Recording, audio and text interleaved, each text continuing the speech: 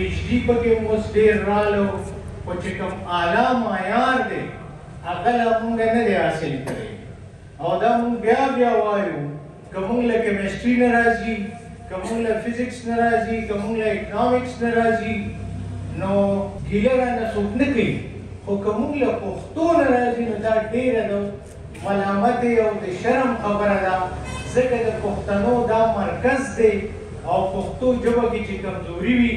نو دا به ښه خبره نه وي تاسو وختي د پښتو ژبې د ختمېدو یا د کمزوري کېدو خبره وکړه نو بشرا خاتون چې ده د هغې کنټریبیوشن پښتو ژبې ته چې دی هغه بېکچه دی ما ته که په پېښور یونیورسټۍ کې تکړه محقق ښکاري د هغه بشرا خاتون ده ډېر لوی محنت یې کړی دی ډېره خواري کړې ده خو که مخدشه چې هغې ظاهره کړې ده یا بل څوک ظاهروي د هغې مطلب دا نه دی ماشوم ته خلک وایي وی بچې تیاره ده دې ته مه ځه دې کندې غاړې ته مه ځه ورپرې به وځې نو دا پښتو چې وه دا به کمزورې وه خو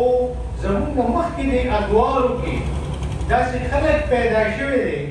چې هغې پښتو ته ډېر غټ کنټریبیوشن کړی دی کله چې مغول د مغولو نه مخکې او دغه زمانه وه پښتون چې دی نو په برصغیر کې رایل خلک پښتنو په برصغیر باندې حکومت کوو نو چې کله مونږ زوال پذیر شو په برصغیر کې نو که تاسو خیال کړي نو کوم حکومت چې لري شي نو هغه بیوروکراسي یې لا په هغه دفترو کې پاتې ترکیان رالو چې ترکیان او ترکمن او دغه خلک راغی نو هغې بیا د پښتانه نشو برداشت کولی او پښتنو دې نشو برداشت کولی نو دا مونږ له دا ګډوډ تاریخ دغه وخت کې جوړ شوی دی د پښتو سره دښمني دغه وخت کې شوې ده خو بیا چې څومره دښمني پښتو سره شوې ده نو دا داسې کمالي ژبه ده چې څومره خلکو دل کړې ده دې دومره ترقي کړې ده دغه د دې د دور د ټولو نه خراب حالاتو او دغه دور خوشحال بابا پیدا کړی دی چې بابا پښتو دی دغه دور رحمان بابا پیدا کړی دی چې د پښتو باره کې خلک وایي نعوذ بالله که اسلام نه وی راغلی او قرآن نه وی نو پښتنو به د رحمان بابا په دیوان باندې ایمان راوړی یو داسې سړی دغه دور پیدا کړی دی حمید بابا دی حمید بابا چې د پښتو د غزل شهنشاه ورته ووایي د تشبیهاتو باچا ورته ووایي نو کم بني علي خان بابا دی یو ډېر تکړه تکړه خلک دغه وخت پیدا شوي دي بیا د هغې نه پس چې پښتو ته لږ غوندې ترټ راغلی دی نو هغې د پښتو بابا غزل حمزه بابا پیدا کړی دی هغې اشرف مفتون پیدا کړی دی هغې غني خان پیدا کړی دی هغې اجمل خټک پیدا کړی دی دا داسې نومونه دي چې زما په خیال را روان نسلونه به ارمانونه وکړي چې موږ په دغه دور کې ولې نه پیدا چې دا درانه باباګان او د پښتو ژبې بنسټګران په دې خاوره باندې ژوندي او ډېر لوی کنټریبیوشن یې کړی دی زه د ټول نومونه نشم اخیستی خو یو وخت راغی چې کله دا انټرنیټ شروع شو نو د بعضې مشرانو سره ډاکټر شیخ زمان تیزی صاحب و اجمل خټک صاحب و هغوی به ما ته بیا بیا وي وایي دا پښتو به پاتې شي نو ما ورته ویم تاسو سره ولې یاره ده هغوی به وایي په انټرنیټ کې پښتو نشته نو ما زه په انګلینډ کې وم هغه زمانه کې سټوډنټ وم پی ایچ ډي کې نو ما به په کاغذ باندې پښتو لیکله هغې له به مې تصویر ایسته په انټرنیټ به مې ورکوله چې په انټرنیټ باندې پښتو وي بیا یو ډېر نر بادر هلک دی چې پښتانه دی د هغې احسان ومني نورالرحمن لیوال په پېښور کې د ایشیا صاحب پښتو کمپوزرو ډیزاینرو د سافټویرز هغه دومره ښکلي سافټویر د پښتو جوړ کړو چې مایکروسافټ ورډ مایکروسافټ ایکسل او دا نور ټول پاور پوینټ دا ټول هغې کې اویلیبل نو موږ پښتو په کمپیوټر په سکرین باندې ولیکله او هغه جاري شوه د هغې نه پس تاسو د مجاهدینو او د طالبانو هم شکریه ادا کړئ چې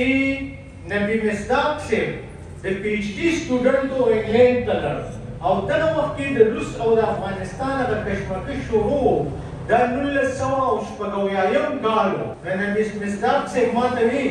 بي بي سي وي چې موږ پښتو سرویس شروع کړو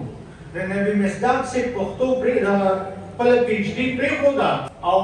بی بي سي پښتو سروس مشر شو او 20 کاله پس په 96 کې هغه ریټایر شو د هغه روزګار نه او پښتو بی بي سي ډېر ښه معیار ته بوتله او هغه بیا خپلې یونیورسټۍ ته لاړ او پی ایچ ډي یې وکړه. نو مجاهدینو د وجې او د طالبانو د وجې یونیکوډ سافټویرز دا ټول امریکې، برطانیې، فرانس دې ټولو پښتو زده کړه او د پښتو بېشماره چینلې خپرې شوې. ختمیږي هغه ژبې څنګه چې ذاکر خان تاسو ته وویل چې د هغې ویونکي پاتې نه شي. دا موږ سره یو فراډ روان دی چې یو ته جنوبي پښتو وایو، بل ته شمالي پښتو وایو، بل ته بنوسي وایو، بل ته وزیري وایو. که موږ ټول د پښتو ژبې ویونکي راټول کړو نو دا د 80 نه تر 80 میلیونو پورې دي او د دې نمبر په دنیا کې چې دی په 2000 ژبو کې دا په 11 نمبر راځي. خو دا مونږ چې 1340 نمبر ته دی راولي دا په دې راولي چې دی جنوبي پښتو، شمالي پښتو په دغه کې تقسیموي. نو تاسو لم چې دا مقرازي ما په انګریزي کې په دې لیکلي دي چې تاسو انګریزي ته سکاټیش انګلیش نه وایي، تاسو ورته ویلش انګلیش نه وایي، تاسو ورته آیریش انګلیش نه وایي، تاسو ورته کوینز انګلیش نه وایي، تاسو ورته امریکن انګلیش نه وایي. ټول چې انګریزي وایي هغې ته انګلیش وایي. عربي ده د سعودیانو جدا ډایلکټ دی، د سیریان شامیانو جدا ډایلکټ دی، فلسطینیانو جدا دی، د نورو جدا دی، د نورو جدا دی. هغې ته دا نه وایي، اردو ته دا نه وایي چې دا هندوستانی اردو ده، دا پاکستانی اردو ده. نو زمونږ دا تقسیم چې دی دا غلط دی او زمونږ ژبه چېرته هم په خطره کې نه ده. دا ځوانان چې کوم ناست دي بغیر د څه غرضه، بغیر د څه مفاداتو دی لګیا دي په خواره کې، په غریبۍ کې دی راځي او خپل کنټریبیوشن کوي. نو زما په خیال د داسې مینانو ژبه د ختمېدو او د رکېدو هېڅ چانس نه لري او موږ انشاءالله چې ژوندي یو خپلو اولادونو ته به هم دا ښیو چې د پښتو خدمت وکړي.